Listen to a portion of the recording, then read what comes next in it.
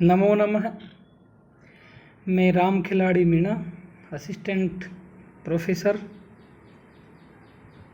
राजेश पायलट, राजकीय महाविद्यालय लालसोट। प्रिय विद्यार्थियों, आज हम रघुवंश महाकाव्य के प्रथम सर्ग का अध्ययन प्रारंभ करेंगे। रघुवंश महाकाव्य के प्रथम सर्ग का नाम है वशिष्ठाश्रम अभिगमन, अर्थात वशिष्ठ ऋषि के आश्रम में जाना। राजा दिलीप और महारानी सुदक्षिणा संतान प्राप्ति के लिए महर्षि वशिष्ठ ऋषि के आश्रम में जाते हैं। इसीलिए प्रथम सर्ग का नाम है वशिष्ठाश्रमाभिगमन। इसका प्रथम श्लोक है। प्रथम श्लोक में महाकवि कालिदास ने ग्रंथ की निर्विघ्न समाप्ति के लिए मंगलाचरण किया है।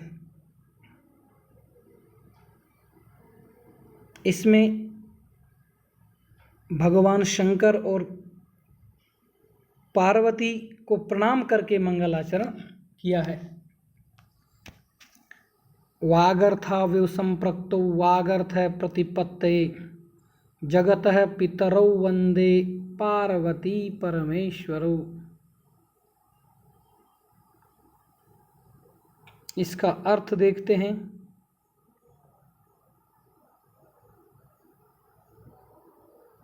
अन्वय है अहम कवि कालिदास वागर्थम प्रतिपत्तये वागर्थाव्यौ संप्रक्तौ जगतः पितरौ पार्वती परमेश्वरौ वंदे। मैं कवि कालिदास वागर्थम इव वाणी और अर्थ के समान प्रतिपत्तये समझने के लिए, जानने के लिए, वागर्थाव्यु वाणी और अर्थ के समान, संप्रक्तौ मिले हुए, सदा मिले हुए, जगतः पितरौ जगत के माता पिता, संसार के माता पिता, पार्वती माता पार्वती, परमेश्वरौ भगवान शिव, वंदे प्रणाम करता हूँ। तो श्लोक का अर्थ हुआ, मैं कवि कालिदास शब्द और अर्थ के ज्ञान के लिए शब्द और अर्थ की तरह सदा मिले हुए संसार के माता पिता पार्वती और भगवान शंकर की वंदना करता हूँ। वंदे अर्थात प्रणाम करता हूँ।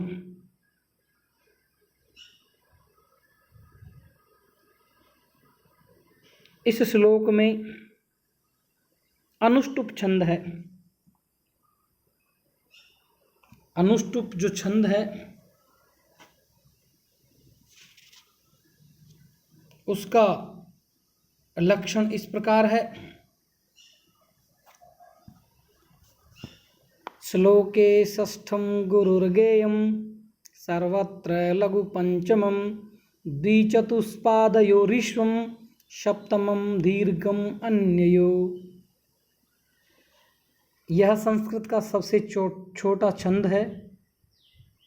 इसके चारों चरणों में 8-8 वर्ण अर्थात कुल मिलाकर 32 अक्षर होते हैं। इस अनुष्टुप छंद को पद्य भी कहा जाता है, श्लोक भी कहा जाता है। इसका अर्थ है श्लोके षष्ठम गुरुर्गेयम, अर्थात श्लोक का छठा वर्ण गुरु होना चाहिए चारों चरणों में, सर्वत्र लघु पंचमम।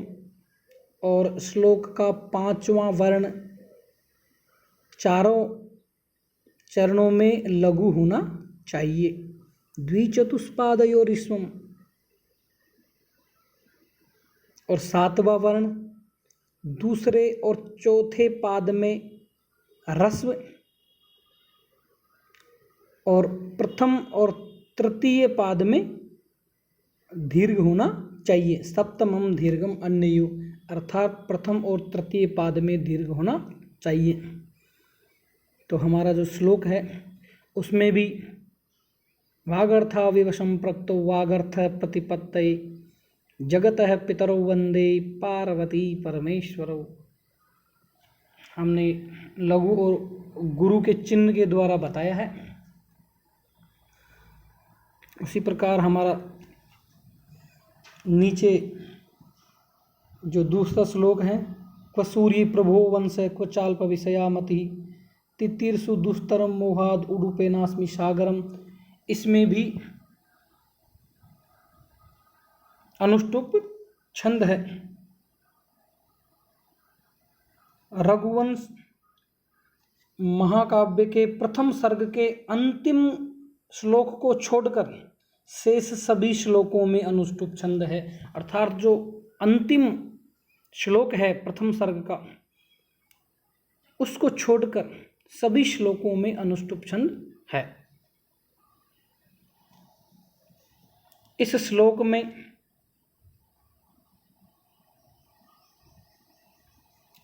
उपमा अलंकार का प्रयोग हुआ है।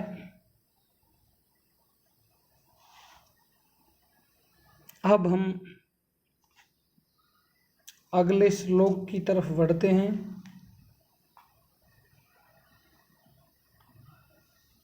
क्व सूर्य प्रभो वंश क्व चाल्प विषयामति तितीर्षु दुस्तरम मोहाद उडुपेनास्मि सागरम।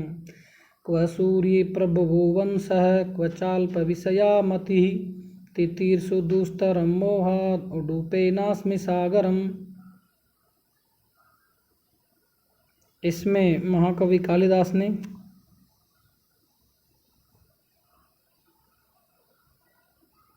थोड़ी सी तुलना की है, इसका अन्वय देखते हैं। सूर्य प्रभवः वंशः क्व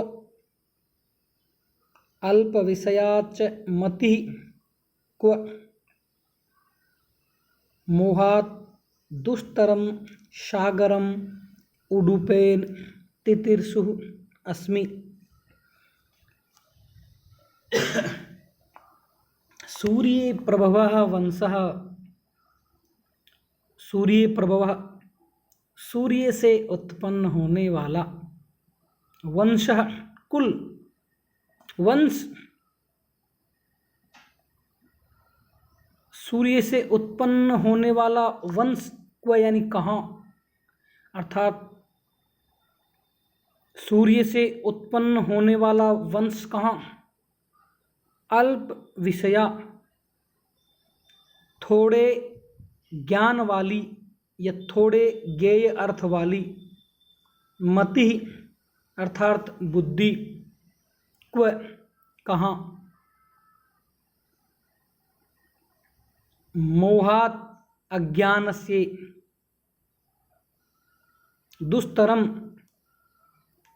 तैरने में असमर्थ, सागरम समुद्र को,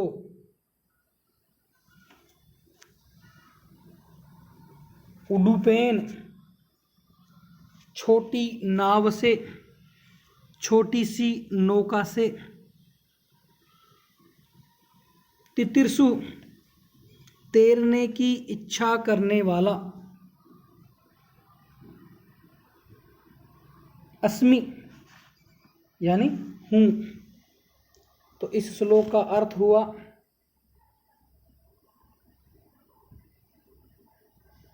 कहाँ तो सूर्य से उत्पन्न हुआ वंश और कहाँ अल्प ज्ञान वाली मेरी बुद्धि। मैं मूर्खतावश अज्ञानतावश कठिनता से पार करने योग्य समुद्र को छोटी सी नौका अर्थात नाव के सहारे पार करना चाहता हूँ या पार करने की कोशिश करता हूँ। इस श्लोक में क्व का 2 बार प्रयोग होता है, यानी जहाँ पर क्व का 2 बार प्रयोग होता है वहाँ महान अंतर ज्ञात होता है। इस श्लोक में महाकवि कालिदास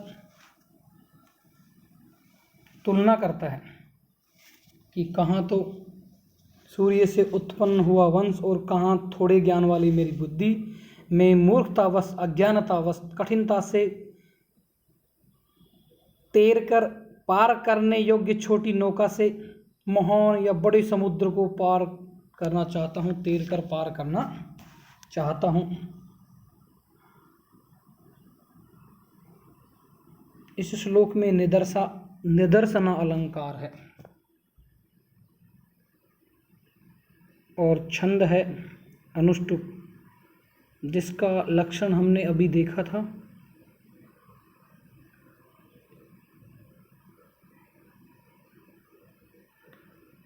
अब अगले श्लोक की तरफ बढ़ते हैं हम। मंदः कवि यशः प्रार्थी गमिष्यामि उपहास्यताम् प्रांशुलभ्य फले लोभात् उद्बाहुरिव मनः। मंदः कवि यशः प्रार्थी गमिष्यामि उपहास्यताम् प्रांशुलभ्य फले लोभात् उद्बाहुरिव मनः।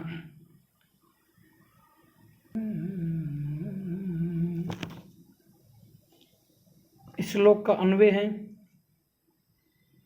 प्रांशुलभ्य फले लोभात् उद्बाहु वामनः इव कवि यशः प्रार्थी मंदः उपहास्यतां गमिष्यामि। प्रांशुलभ्य अर्थात लंबे व्यक्ति द्वारा प्राप्त किए जाने योग्य फल के प्रति या लंबे व्यक्ति द्वारा प्राप्त करने योग्य फल को लोभात मोह के कारण, लोभ के कारण, फल की इच्छा से, फल प्राप्त करने की इच्छा से, उद्बाहु बाहु ऊंची उठाकर या भुजाओं को ऊंची उठाने वाले, वामनः इव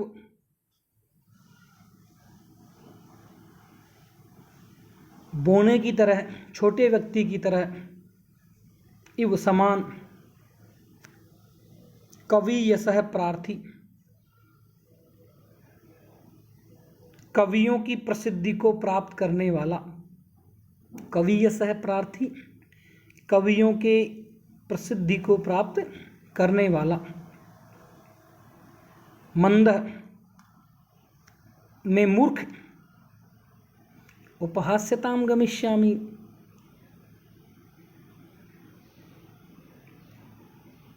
हंसी का पात्र बनूंगा,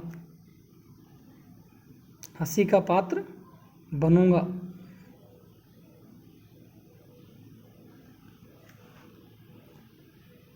इसका अर्थ है, कवि कहता है कि जिस प्रकार छोटे कद का व्यक्ति या बोना आदमी उस समय हंसी का पात्र होता है या बनता है जबकि वह लंबे हाथ वाले मनुष्य के ही द्वारा प्राप्त होने योग्य फल के लिए हाथ फैलाता है, उसी प्रकार मैं भी हंसी का पात्र बनूंगा, क्योंकि मंद बुद्धि वाला होने पर भी मैं वही कीर्ति पाना चाहता हूँ जो बड़े बड़े कवि पाते हैं, जैसे वाल्मीकि, अर्थात महान कवि के यश को प्राप्त करने की इच्छा रखने वाला मैं विद्वान व्यक्तियों की हंसी का पात्र बनूंगा। क्यों कि जिस तरह लंबे कद वाले व्यक्ति के द्वारा प्राप्त करने योग्य वस्तु को प्राप्त करने के लालच से, लोभ से अपने हाथों को ऊपर उठाकर प्रयास करने वाला जो छोटे कद का जो व्यक्ति है वो हंसी का पात्र हुआ करता है। उसी प्रकार मैं भी इस वंश का वर्णन करने की कोशिश कर रहा हूँ, तो मैं भी हंसी का पात्र बनूंगा।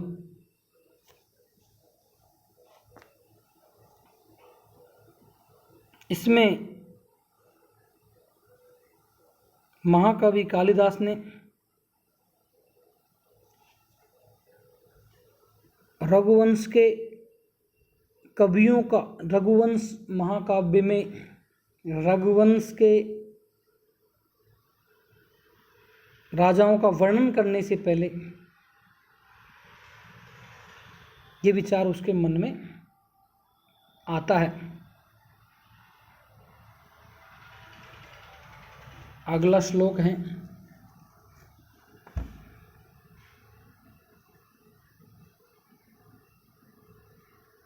महाकवि कालिदास पूर्व श्लोक में अपने को मंद बुद्धि बताता है, अर्थात मूर्ख बताता है। तो अगला श्लोक है, अथवा कृतवागद्वारे वंशेऽस्मिन् पूर्वसूरिभिः मणो वज्र समुत्कीर्णे सूत्र सेवास्ति मे गति। अथवा कृतवाग्द्वारे वंशेऽस्मिन् पूर्वसूरिभिः मणो वज्र समुत्कीर्णे सूत्र सेवास्ति मे गति। अन्वय है, अथवा वज्र समुत्कीर्णे मणौ सूत्रस्य इव पूर्वैः सूरिभिः कृतवाग्द्वारे अस्मिन् वंशे मे गति अस्ति। अथवा विकल्प या पक्ष में, पक्षांतर में वज्र पूर्वे सूर्य भी पहले के विद्वान कवियों के द्वारा या वाल्मीकि आदि के द्वारा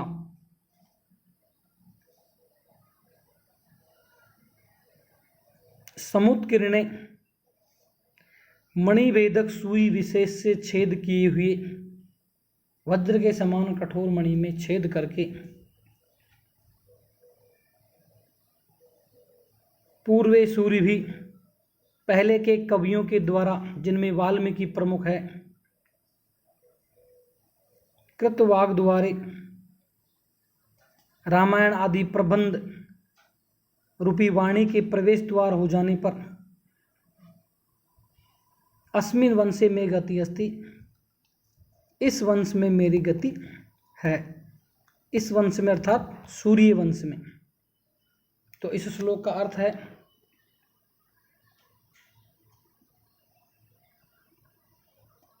इस श्लोक में कवि ने अपने आप को मंद बुद्धि वाला घोषित किया है। वो आशंका करता है कि मुझे ये प्रयास छोड़ देना चाहिए, किंतु वह ऐसा नहीं कर रहा है। और इसका कारण इस श्लोक में बताया गया है कि रघुवंश ही मेरी वाणी की गति है। इसके विकल्प में कालिदास कहता है कि प्राचीन कवियों ने इसका पहले से भी वर्णन करके इसमें प्रवेश करने का द्वार खोल दिया है, इसलिए इस रघुवंश के वर्णन करने में मेरी गति वैसे ही संभव है जैसे हीरे से छेदे हुए मणि में डोरे का प्रवेश हो जाता है। जिस तरह वज्र के समान कठोर मणि में सुई के द्वारा एक बार छेद कर दिए जाने पर धागा सरलता से प्रवेश कर जाता है, उसी प्रकार पहले के विद्वान कवियों के द्वारा, अपनी वाणी के द्वारा इस रघुवंश के वर्णन किया गया, तो प्रवेश द्वार में मेरी गति सरलता से हो सकेगी। अर्थात मैं रघुवंश महाकाव्य के का वर्णन कर रहा हूँ, उससे पहले वाल्मीकि आदि कवियों के द्वारा रामायण लिखी जा चुकी है, तो मेरा इस वंश का वर्णन करने में मेरी गति भी सरलता से हो सकेगी।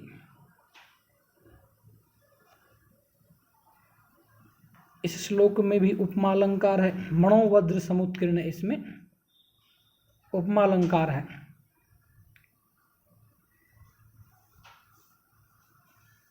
तो धन्यवाद प्रिय विद्यार्थियों। अब अगला श्लोक हम कल पढ़ेंगे।